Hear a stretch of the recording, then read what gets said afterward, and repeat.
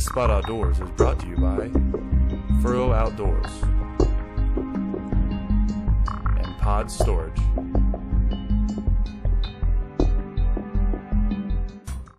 Hi folks, welcome to X-Spot Outdoors. I'm Todd Henderson, your host. Just got done touching up these decoys. As a matter of fact, that's what we're going to talk to you about today. We're going to be doing a little bit of preseason stuff here and talking to you a little bit about what we do in our preseason to get ready for the upcoming season. What we've got coming up here in central Indiana, and I know it's the same in a lot of neighboring states and a lot of zones around us, is in September we've got an early goose season. So we are getting ready for that. We'll run through a quick checklist of what we do. Some of you guys have a different kind of checklist, that's all right, but now's the time to start thinking about that stuff, get it done before the season so you don't have to do it during the season, or find out that something's not working or not looking great during the season. So also we'll talk some specific tactics for the early season, mostly about the geese for those of you who are getting into early season geese, but also we'll touch on some ducks too.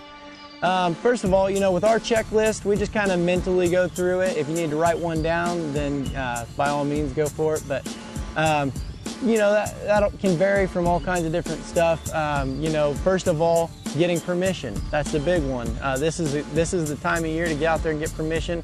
Get out there and talk to those farmers. Some of the fields right now are not producing a lot of birds. Obviously, most of the fields, this is August, they still have crops in them. But remember some of the fields and some of the ponds and rivers, stretches of river and stuff that you saw last year, saw a lot of birds hitting. Now's the time to go ahead and get on those. Don't wait till the season's already underway, and don't wait till it's too late and somebody's already on it.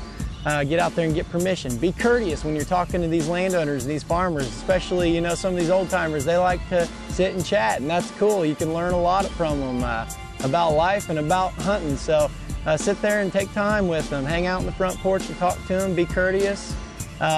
Just get out there, be diligent. One person says no, move on to the next. Get on a field around that field. There's always a way. If there's a will, there's a way. So get out there, be diligent.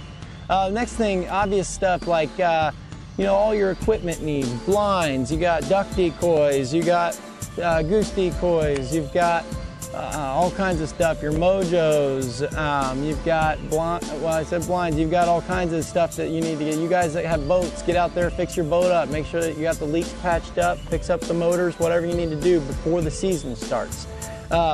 More specifically for us, our trailer, just got done working on our trailer.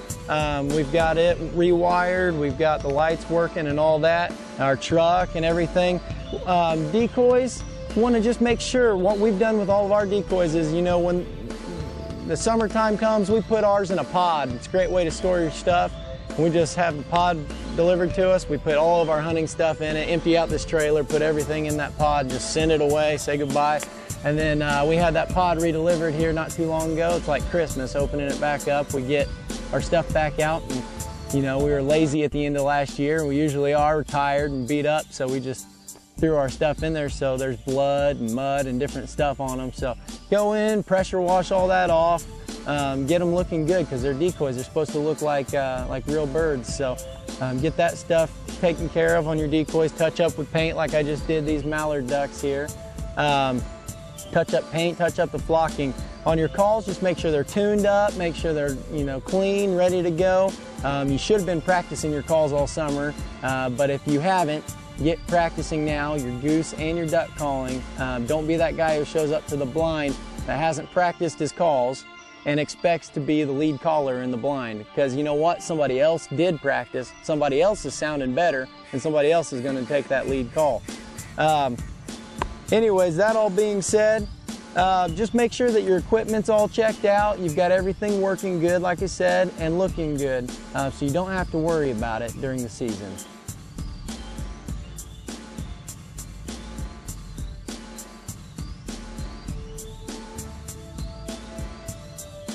Folks, what we're going to talk a little bit about now is the specifics of early season, some things to expect.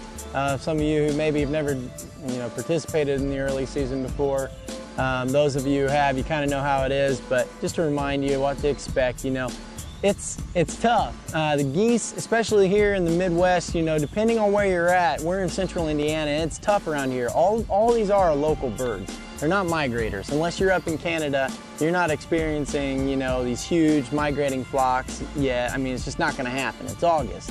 And even in September, October, it's still tough. October, we start to see those big feeding groups, and they start to congregate to get ready to go south. That gets a little bit hotter action, but right now what we're looking for is water sources. It's hot out, it's 70, 80 degrees most places in September, sometimes 90. And these birds are staying close to water. So what we want to do is we want to find these water sources where they're roosting up at, where they're day roosting at, where they're getting drinks from. And then what we want to do from there is get something like Google Earth or some other overhead imagery that you can, so that you can pinpoint pieces of terrain you want to look at. Hay fields that are around a lake or a river, or beans, cut beans if they've cut the beans yet, cut wheat fields, cow pastures. These are some of the areas that you can try to pinpoint for possible feeding areas for birds. And then once you found those birds on the water sources, get out there, or put them to bed, watch them, see what they do. If they go feed, great, follow them, find out where they go. If not, get out there early in the morning, first thing, first light, because they're going to get up early. Follow them and find out what field they're going to. You know what? If they don't get up and feed, go find some more birds. Get on them, burn up the roads. It's all about scouting. Just, waterfowling, it takes a lot of equipment and it takes a lot of time, so therefore it can get kind of expensive. It's an expensive hobby, but once it's in your blood, it's in your blood, and you just got to do what you can do to get on those birds. So get out there, burn up the roads, find those geese early season. Pattern them tight every day. They might change, so stay on them. And last, folks, what we want to leave you with is just something that here at X-Spot Outdoors and going forward, what we're going to really promote is just hunter etiquette. And we'll talk about a lot of stuff throughout the season as issues come up, and hopefully no serious issues do come up, but you run into other guys out there sometimes. And I've already talked to you about being courteous when you go and ask permission. That's just a no-brainer. I mean, why wouldn't you? You want to get permission on that spot, so be courteous with them. The other thing is about getting permission is don't crowd for permission. And what I mean by that is, if a buddy of yours, or even if he's not a buddy, he's still a fellow waterfowler. This is a brotherhood of waterfowlers, and we got to respect that. If they're already hunting there, back off. If anything, get with them. See if you can hunt with them. Join groups. But the reality is, just because a farmer tells you can hunt his field, even though he's got another group out there, the reality is that farmer, he may not necessarily know what it's like, when 5 guys from one group are out there and then 5 more show up at 5 in the morning. All of a sudden you got 10 hunters and you don't know, where in the world to squeeze them, and you're fighting for birds and you're sky busting each other's birds, and it's just not a good situation. So respect each other's boundaries. Respect those the places where other guys have permission. You know what? This is a growing sport. It's growing leaps and bounds. It's huge now, and it's growing every year. So there's a lot of new guys out there, and for you new guys, and those of you who aren't, but someone who is new, pass this on to them. One thing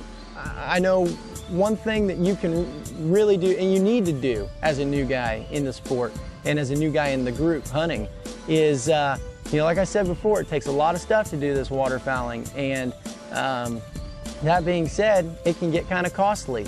So you need to chip in a little bit, buy some decoys, buy yourself a good blind, buy yourself some good camouflage. Don't be the guy who shows up out there unprepared and with the cheap gear, because you know what? You get what you pay for, and no one's going to want you to come back if you're out there sticking out like a sore thumb with a, blue hat on, orange hat on or something, and a blind that can't get covered up very well. So make sure that you chip in a little bit and pay your part. Also, the big thing, if you're joining our group, I know that we look for is we expect our guys to be big scouters. Go out, scout, get permission on fields, bring some new properties to the table. That's what we want in our group, and I know that's the same way for a lot of your groups out there. So you new guys, that's how you need to be. You need to chip in right off the bat so those guys ask you to come hunting again. Other than that, guys, we're looking forward. We're just really excited to get some birds with their feet down and their wings cupped up right in our face, and can't wait to get out there on those crisp mornings and get the smell of spent shotgun shells in our noses. And it's just going to be a fun season. We look forward to riding out this season alongside with you in this semi-live waterfowl hunting show that we're doing for you. And so from all of us here at X Spot Outdoors, be safe, and we'll see you out there.